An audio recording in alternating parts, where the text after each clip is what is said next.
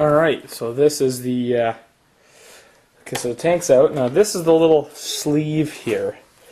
And that fits right in there, just like that. And that prevents, like that holds the tank in place, but it doesn't squish that rubber isolator down, so you don't get vibration from the tank. This is very important. When you pull the tank off, make sure you don't lose those. I got both of them out there. Alright, now the next step is the fun step. We get to pull this tank off, which is full of fuel. This tank holds a lot of fuel. So we're just going to be careful and give her. There we go. Just pull up on the front and on the back. Just kind of, that fuel line may be stuck in there, which in this case is actually the shut-off. Make sure you get it around that little rubber bladder there. And there we go. Tank comes out. Just going to go set it over here. Oh, that's a 5-gallon tank, and it's 7/8 full, so it's pretty full. Alright, now what we're going to do, so here's where that stock got caught on. Is this little hole right there. That's where that fuel line goes down in there. So make sure you don't mess that one up. So now we got this duct here. That's the belt cooling duct. You gotta have to get that off. So there's a screw right in behind there. It's a hose clamp, just like a traditional clamp. Just loosen that guy off a couple turns. And there's one right here. Get to it, we'll loosen it off a couple of turns. And then, oh, look at that, I didn't even need to do that. So that whole pipe comes right out. And now we have access to the top of the motor. Now, just pull up on this little bladder here, and we'll slide these tie straps back. Okay, so now we got this isolator here pulled back. Now you can see the top of the motor. Now this here is the rocker cover where the intake rocker is behind. So these are two. I'm not quite sure what size they are. Oh, there it is. Number 5 millimeter. I believe that's what it says. And they're Allen wrench bolts. So we're just going to loosen them both off. Now both 350 and 450 have these. But the difference between the 350 and the 450 is that the 350, I believe, has 3 bolts to hold the exhaust side in, and the 450 has 2. Or it might be the other way around, but there's a slight difference in between the two, besides displacement and air and liquid cooling. I'll explain that in a minute. So now we've got that off, pretty much. Make sure that rubber seal's in good condition, that it's not stretched, or you're going to have to go to Yamaha and get a new one. And there she is. There's the intake rocker right there. Now, it's actually kind of part way down. So we gotta do is we gotta bring the motor to top dead center. To do that, we have to remove this cover here, considering that this motor doesn't have a pull start on it. I really don't know why. It's always good when there's a bear chasing you and your motor dies and your battery dies. You can have the full start instead of having to just run with your feet. But I guess the rope starter kind of does get in the way in a more compact one like this. So these are 4 8mm bolts on this cover, and this is just a plastic cover. There's no gasket, no nothing to loosen behind there. Oops. Okay, so we got this cover off now, and you can see this is the crankshaft here. And this little plug here gives us access to our timing pointers. Big flathead screwdriver will just loosen that off. Do not forget to put this back in. It's extremely critical because right now that's the crankcase you're looking at. Also, this little O-ring there, make sure that you don't lose that guy or else you will really be unhappy. This motor has pressure oiling and that'll shoot right out of there.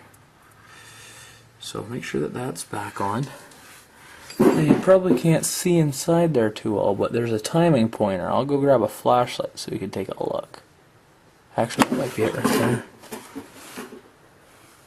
So that little mark there on your left hand side, right there, this little divot here, that's your timing pointer, and right there is your crankshaft.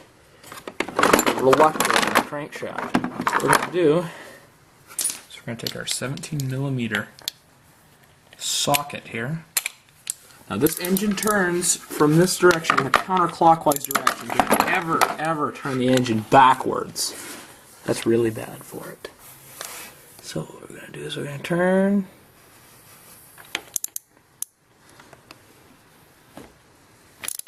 We're going to turn it until we start to feel resistance. If you watch the intake rocker here, oops, it's hard to hold the camera at the same. As I turn the engine, there we go. Now we're on the intake stroke. You know your 4 cycles. The next is the compression stroke, which we want to be at the top of. So the piston's right at the bottom now.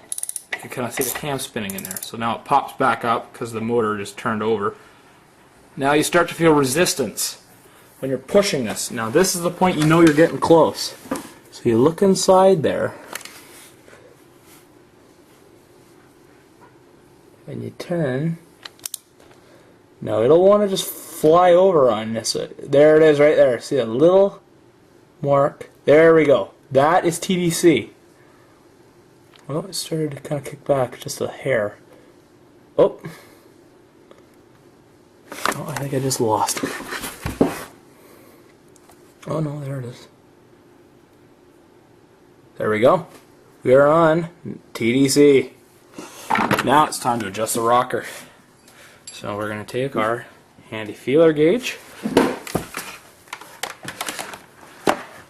And we're going to look and see what our intake lash is, which is 0.06 to 0.1 millimeters.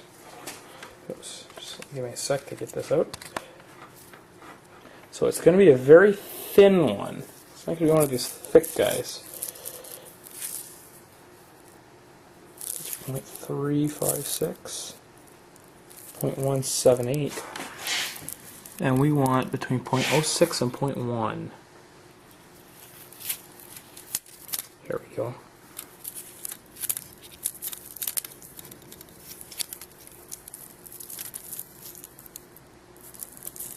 It's 0.05.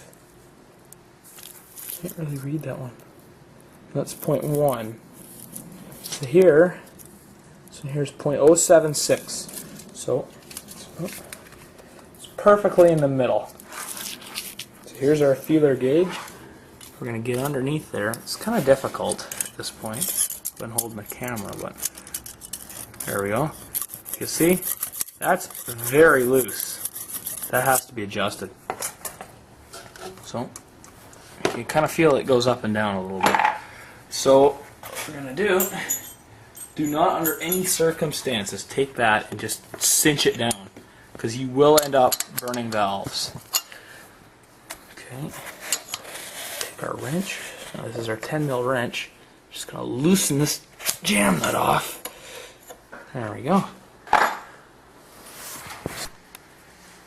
Okay, so now what we're going to do is once that jam nut is loosened, I'm going to take this and we're going to shove it in here. Make sure your tools and whatnot are clean, because this is going to get right in the engine. Let's just make sure that's all clean. Take your feeler gauge and just stick it in there. That is quite loose.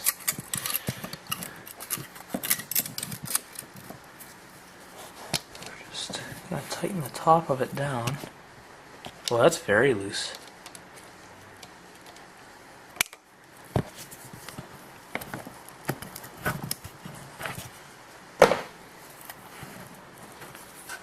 You could almost do this by hand, really, but and you want to do it by feel, so it drags just a little bit.